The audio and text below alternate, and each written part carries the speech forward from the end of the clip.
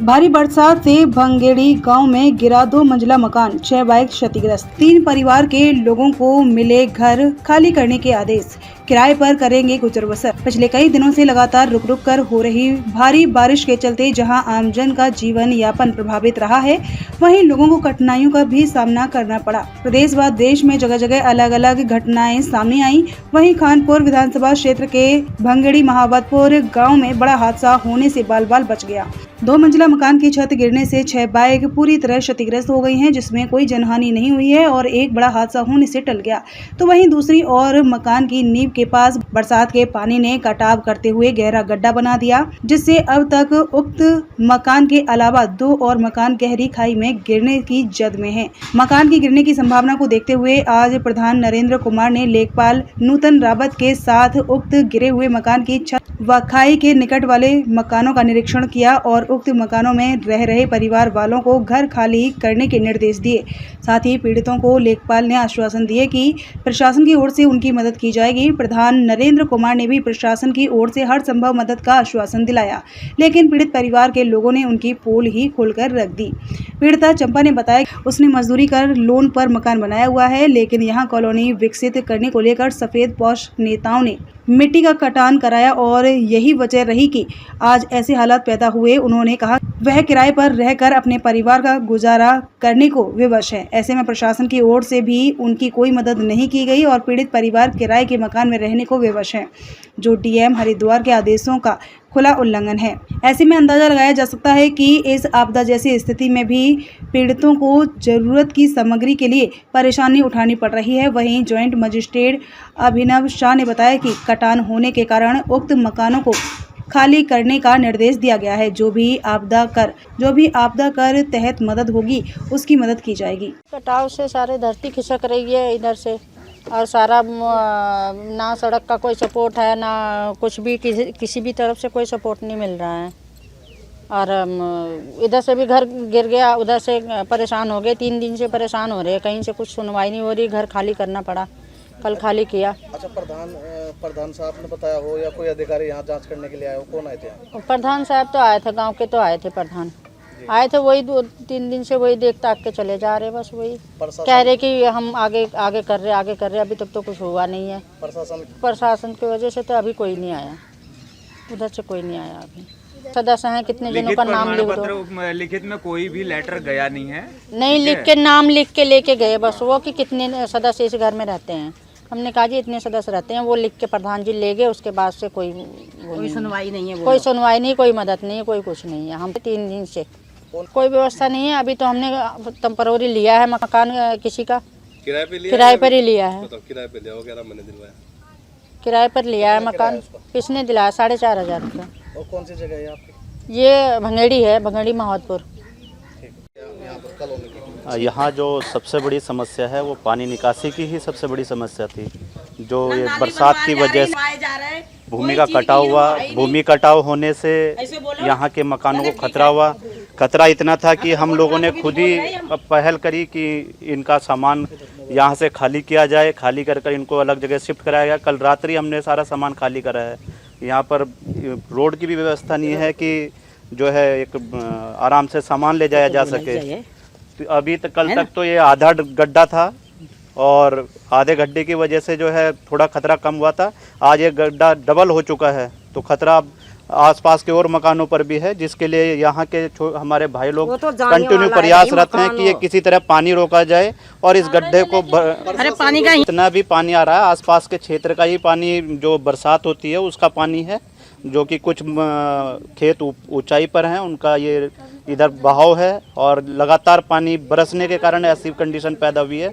कुछ ये जेसीबी जो अवैध तरीके से इन्होंने पता नहीं क्या इसे पास भी कराया है, नहीं कराया है, और जेसीबी चल रही है लगातार।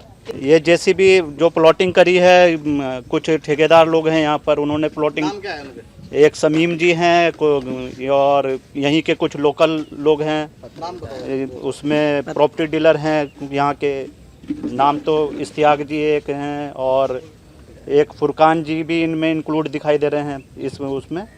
बाकी तो प्रशासन की तरफ से कोई ऐसी खास मदद नहीं आई, कुछ भी नहीं हुआ। कोई नहीं कर आ रहे हैं, चले जा रहे हैं, बस। मगर नाली की सुविधा है, उसकी सुविधा हम बस यही हम चाहेंगे कि हाँ कुछ इसे अपने संज्ञान में लेकर के इस पर कुछ एक्शन लिया जाए। उनकी तरफ से कोई अगर जेसीबी की भी व्यवस्था होती, मट्टी का रुकाव कर दिया जाता तो शायद इन्हें ये अपना मकान खाली ना करना पड़ता, आस पड़ोस वालों को परेशान ना होना पड़ता। और भी लोग काफ़ी डरे हुए हैं, आस पड़ोस के सभी लोग डरे पड़े हैं नहीं आती है लोगों को। 24-24 घंटे बारिश हो रही है, कुछ पता नहीं कि कल क्या हो जाए सुबह के। आपदा हम सभी देख रहे हैं किस तरीके से बरसात हो रही है और ये क्षेत्र बंगेड़ी महावतपुर का क्षेत्र है, बिचला क्षेत्र है। इधर जलालपुर शुरू होता है, बीच का एरिया है। इधर प्लेग्राउंड था नीचे, सुनने में आया है कुछ लोगों ने इसको, प्रतिनिधि लोगों ने, जनप्रतिनिधि लोगों ने ख़रीदा है, परचेज करा है।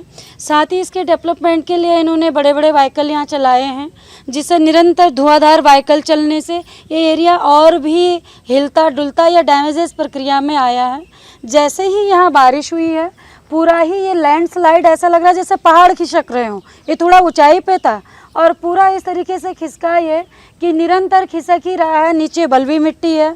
यहाँ के लोग जैसे ही बारिश आती है लोगों के आत्मा थरथरा जाती है कि न जाने अगले घंटे में कब खिसक जाए यही पता नहीं है। उधर से भी मकान में जो है दरारें हैं, इट मीन्स उधर से भी जो है लैंडस्लाइड का खतरा है, इधर से भी।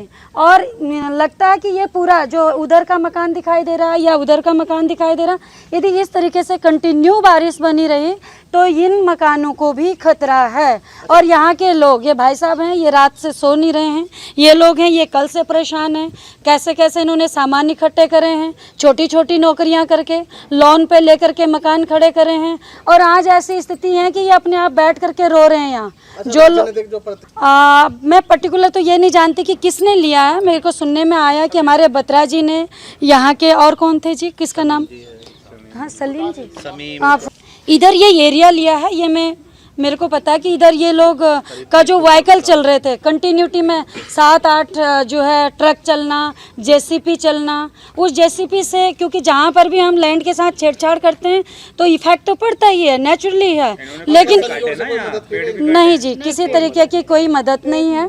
जनप्रतिनिधि आए थे 5-7, मैंने उनसे बात करने की कोशिश करी और उनको लगता है कि वो क्रॉस करके उधर से चले गए कि सिस्टर कोई बात ना करे। ये देखिए, जो ये त्रासदी हो रही है पूरे देश के अंदर ही, बारिश हो रही है लगातार कंटिन्यू, लेकिन जो फिलहाल जो स्थिति बनी हुई है, गंभीर स्थिति है पूरे देश के अंदर। हमारे गांव में 2 मकान ऐसे हैं, एक तो बिल्कुल एक छत गिर चुकी है, उसके नीचे मंगेड़ी माहौतपुर में एक मकान के नीचे 6 मोटरसाइकिलें दब चुकी हैं। वो तो अच्छा हुआ आदमी उस छत के नीचे नहीं थे, वरना कुछ बड़ा हादसा हो सकता था। और एक हमारे गांव में बराबर में, ये पीछे दिखाना चाहूँगा आपको, पीछे की तरफ मकान है, ये बिल्कुल एक किनारे पे खड़ा हुआ है, इसके बराबर से पूरा मिट्टी कटान हो चुका है। ये मकान कभी भी गिरने की संभावना है। और इसके आसपास जो 2 मकान और हैं वो भी, उनकी हालत भी ठीक नहीं है, वो भी गिरने के कगार पे हैं। तो मेरा सरकार से, शासन से और प्रशासन से यही रिक्वेस्ट है कि इनके जो भी है, जो आपदा में राहत मिलता है वो कम से कम इन लोगों को दे दिया जाए, ताकि ये सुरक्षित स्थान पे अपने मकान या कुछ भी। सुबह मैंने एसडीएम साहब को कॉल की थी, तो हमारे जो पटवारी जी हैं, लेखपाल जी, नूतन रावत जी, वो आए, पूरे गांव का मैं निरीक्षण कराया, यहाँ का भी कराया, वो जो मकान गिरा वहाँ का भी। तो उन्होंने आश्वासन दिया है कि इन लोगों की मदद की जाएगी सरकार की तरफ से। अभी तक तो कोई मुआवजा नहीं दिया गया है। तो यहाँ शिफ्ट इनको मैंने कल शिफ्ट करा दिया था। ये भी पंचायत घर के बराबर में एक मकान है, वहाँ पे दिलवाया इन लोगों को। मैंने कहा इतना आप रहने खाने की व्यवस्था इनकी अपनी है, तो उन लोगों की रहने खाने की व्यवस्था जो है पड़ोसी कर रहे हैं आसपास के। मैं भी लगा हूँ कि भाई कोई व्यक्ति भूखा ना रहे। देखिए, वहाँ पे कुछ कटाव हो रहा है, तो वो अभी हम जा रहे हैं, वहाँ विज़िट भी कर लेंगे, मैंने नहीं करी है। तो उसमें अगर हमारे जो टीम है उन्होंने अगर निर्देश दिए हैं तो वो कोई खतरे में होंगे तो उनको खाली करने के निर्देश भी दिए हैं। और एक जो मकान, अगर आप बोल रहे हैं मकान गिरा है, तो उसमें जो भी आवश्यक कार्रवाई हम करेंगे, जो भी होगी,